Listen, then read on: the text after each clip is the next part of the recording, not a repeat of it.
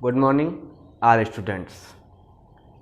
मैं आज बात करने वाला हूँ नाइन्थ क्लास के बारे में। हमारे पास 2-4 बच्चों ने कमेंट भी किया है कि सर आपने फर्स्ट ईयर के वीडियो अपलोड किया, इंटर के वीडियो अपलोड किया, हाई स्कूल के किया, नाइन्थ के अभी तक क्यों नहीं किया। तो हम सोच रहे हैं बेटा कि आज क्लास 9th के वीडियो अपलोड कर दिए जाएँ। अब बेटा बात यहाँ पे आती है कि जो क्लास आपका 9th है, इसमें पहला जो चैप्टर है वो सेल है। क्या है? सेल, कोशिका। तो हम आज सिर्फ कोशिका के बारे में बात करेंगे कि कोशिका है क्या। तो इस लेसन को हमने छोटे छोटे पार्टों में या छोटे छोटे टुकड़ों में आप कह सकते हो डिवाइड किया है, ताकि आप लोगों को समझने में काफ़ी क्या हो सके, आसानी हो सके। बेटा आप लोग वीडियो तो देख लेते हो, लेकिन ना तो सब्सक्राइब करते हो ना तो लाइक करते हो। तो हम ये सोच रहे हैं आप वीडियो देखें और सब्सक्राइब भी करें और लाइक करें, ताकि हम आपको अच्छे से अच्छे वीडियो दे सकें। देखिए बेटा, एक क्लास 9th है, पहला लेसन इसका क्या है? सेल। पहला लेसन क्या है? सेल है, जिसकी हिंदी होती है कोशिका। हिंदी क्या होती है? कोशिका। तो आपको इस लेसन में कोशिका के बारे में पढ़ाया जाएगा कि सर कोशिका क्या है, कोशिका के सिद्धांत क्या हैं, कोशिका कितने प्रकार की होती हैं। ठीक है, ये सारी जानकारी आज आपको दी जाएंगी। तो हम सेल, जो आपका लेसन है सेल कोशिका, इसका पहला पार्ट आज आपको पढ़ाएंगे। देखिए बेटा, ये जो फिगर बना हुआ है ये सेल का है। किसका है? सेल का है सर, कोशिका का है। तो यहाँ पे देख लो, ये प्लांट, पौधों की सेल है। ठीक है, ये जो सेल है इसका फिगर बना हुआ है, तो आप लोग देख सकते हो कि सेल कैसी है। तो बेटा सेल का फिगर ऐसे बनता है। दूसरी बात यहाँ पे ये बता दें कि सेल का कोई आकार नहीं होता है, कोई निश्चित इसका आकार नहीं होता है। जब आकार की बात आएगी तो आपको आकार भी बताया जाएगा, कैसा होतना है, कितनी लंबाई होती, कितनी क्या होती है, चौड़ाई होती है। लेकिन जो अब आपको बताया जा रहा है, सिर्फ अभी उस पर फोकस करना है, उस पर ध्यान करना है। देखिए बेटा, तो ये आपका सेल है। अब सेल में क्या क्या पाया जाता है? सेल में क्या क्या पाया जाता है? तो जो सेल होती है, तो सेल के अंदर एक तरल कोशिका द्रव्य भरा हुआ होता है, और उस कोशिका द्रव्य के अंदर बहुत सारे कोशिकांग तैरते हुए हमको नजर आते हैं। तैरते हुए हमको क्या आते हैं? नजर आते हैं। मीन्स कोशिका के जो अंग होते हैं, उन अंगों को हम क्या कहते हैं बेटा? कोशिकांग कहते हैं। तो यहाँ पे तो सिर्फ बात की जाए कि कोशिका है क्या चीज। पहली पार्ट में बात हम ये करेंगे कोशिका है क्या चीज। तो देख लीजिए कोशिका है क्या चीज, फिर हम बात आगे करते हैं। तो हम मान लेते हैं बच्चों कि कोशिका क्या चीज है या कोशिका किसे कहोगे। तो हम हेडिंग डाल लेते हैं सेल। हेडिंग क्या डालेंगे? सेल। कि सेल है क्या? सेल है क्या?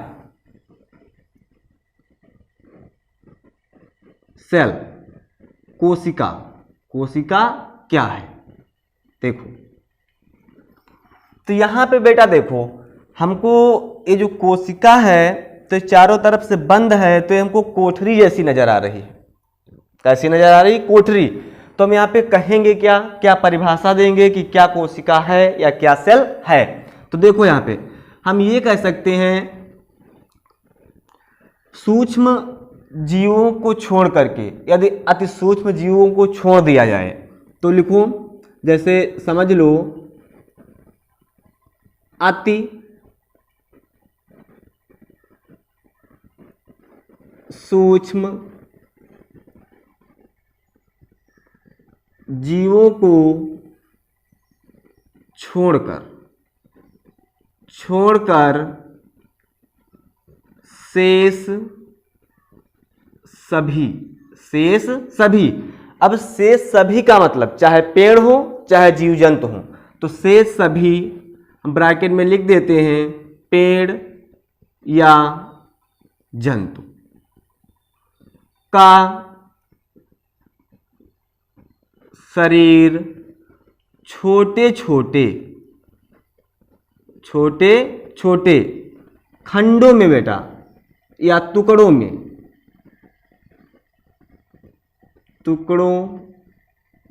में बटा होता है। इतनी बात तो समझे हो, इतनी बात समझ में आई आप सबके, आई या नहीं आई? आई। अति सूक्ष्म जीवों को ये छोड़ दिया जाए और जो शेष आपके जीव बच रहे हैं, जैसे पेड़ पौधे हैं, जीव जंतु हैं, उनका शरीर छोटे छोटे खंडों या टुकड़ों का बना हुआ होता है। अगली बात यहाँ पे ये आती है बेटा कि जो आपकी सेल है वो किस भाषा का शब्द है। ये देखिए, तो हम कह सकते हैं कोशिका या सेल लैटिन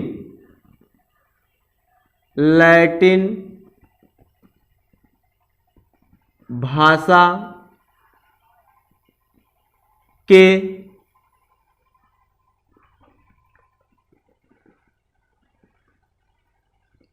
सेलुला शब्द से लिया गया है, लिया गया है। इतनी भैया बात समझ में आई? हमारे कहने का मतलब है कि जो सेल है ये कहाँ से लिया गया है और किस भाषा का शब्द है। तो सेल लैटिन भाषा का शब्द है और सेलुला शब्द से लिया गया है, जिसका अर्थ क्या है?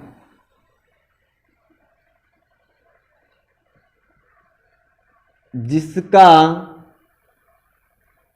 अर्थ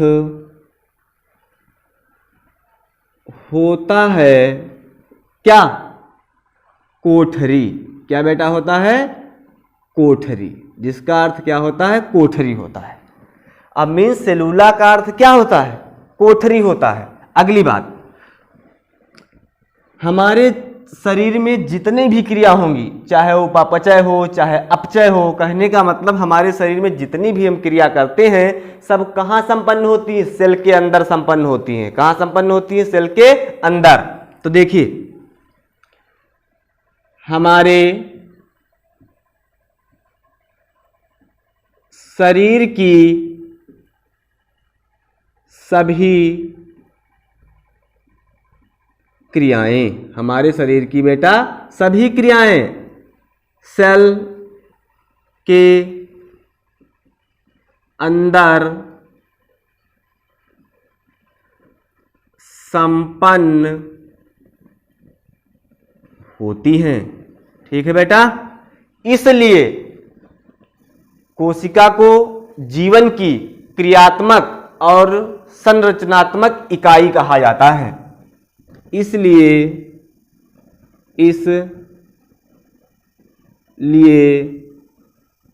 सेल को जीवन की या लाइफ की संरचनात्मक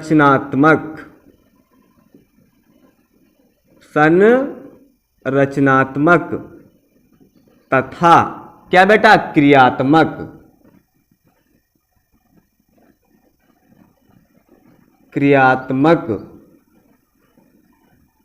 इकाई कहा जाता है। कहा जाता है।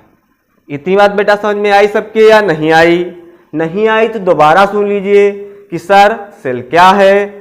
तो बेटा अति सूक्ष्म जीवों को यह छोड़ दिया जाए, हम मान लेते हैं कि जो छोटे छोटे जीव हैं यदि उनको छोड़ दें तो जितने शेष जीव बच रहे हैं उन सभी जीवों का जो शरीर होता है छोटे छोटे टुकड़ों का या छोटे छोटे खंडों का बना हुआ होता है।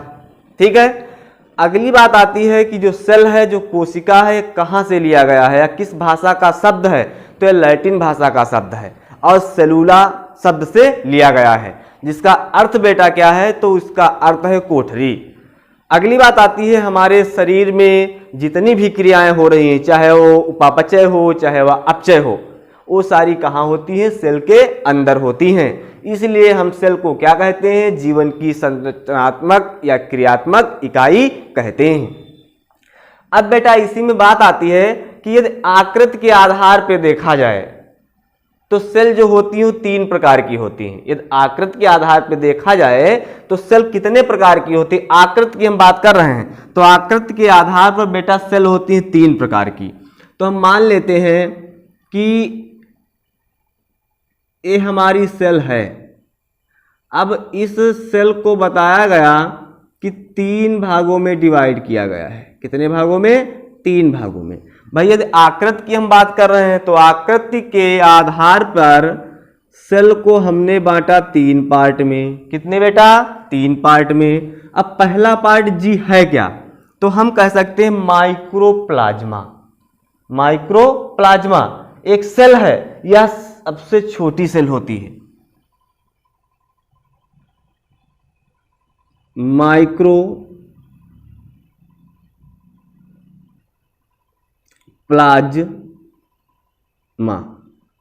माइक्रोप्लाज्मा ये क्या है? सबसे छोटी सेल है, सबसे छोटी सेल है बेटा। ये पहली नंबर की बात है। माइक्रो जो प्लाज्मा है ये कौन सी है? सबसे छोटी सेल होती है। अब दूसरे नंबर की हम बात कर लें तो कह सकते हैं तंत्रिका तंत्र। तंत्रिका तंत्र, ये जो बेटा तंत्रिका तंत्र है ये सबसे लंबी होती है। ये सबसे लंबी सेल होती है। और यदि बेटा तीसरे नंबर की बात करें तो शुतुरमुर्ग का अंडा, शुतुरमुर्ग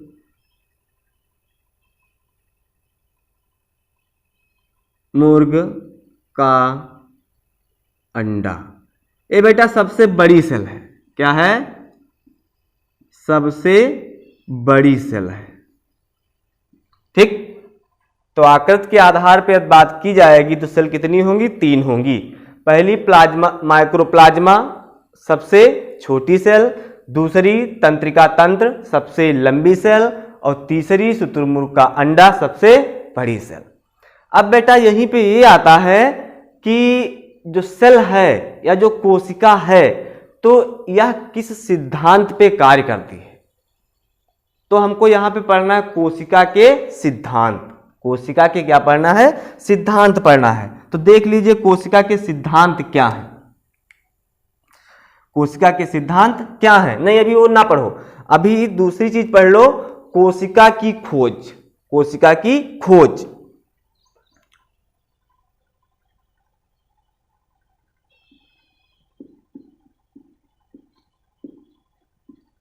कोशिका की खोज।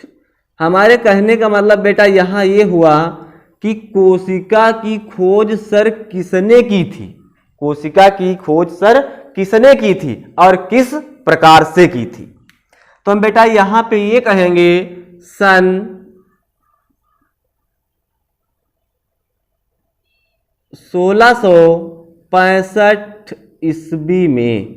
सन 1665 ईस्वी में एक वैज्ञानिक थे रॉबर्ट हुक। कौन थे? Robert Hooke. इन्होंने सेल की खोज की थी। कहने का मतलब है सेल की खोज सर किसने की? मोस्ट इंपॉर्टेंट क्वेश्चन है, एग्जाम में भी पूछा जाता है और कंपटीशन एग्जाम में भी पूछा जाता है कि भैया कोशिका की खोज किसने की थी। तो जैसे आपको ऑप्शन मिले रॉबर्ट हुक, लगा देना है क्या सर? Robert Hooke. दूसरी बात आती है कि किस प्रकार से की थी, इन्होंने किस प्रकार से कोशिका की खोज की थी। तो हम कह सकते हैं कि इन्होंने, किसने? रॉबर्ट हुक ने। किसने? रॉबर्ट हुक ने। इन्होंने कांच की बोतल के कार्क में, इन्होंने कांच की बोतल के कार्क में मधुमक्खी समान, मधुमक्खी के छत्ते समान, मधुमक्खी के छत्ते समान संरचना को देखा था। संरचना को देखा और सूक्ष्मदर्शी से अध्ययन किया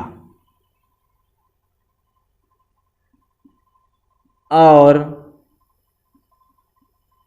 सूक्ष्म दर्शी से अध्ययन करके उसका नाम सेल रखा। रखा या दिया, आप कुछ भी कह सकते हो। ठीक है बेटा। अब देखो भाई, आपको ये पता चल गया कि कोशिका की खोज सर किसने की थी। तो कोशिका की खोज रॉबर्ट हुक ने की थी। कब की थी? 1665 ईस्वी में बेटा की थी। अब बात आती कैसे की थी। तो इन्होंने कांच की बोतल की काक में मधुमक्खी के छत्ते समान संरचना को देखा था और सूक्ष्मदर्शी से उसका अध्ययन किया। अध्ययन करने के बाद इनको पता चला कि ये क्या है? सेल है। तो उसका नाम इन्होंने क्या रख दिया? सेल रख दिया। फिर इसी में बात आती है इनका सारा विवरण, या ऐसे कह लो जिसका विवरण इनकी पुस्तक,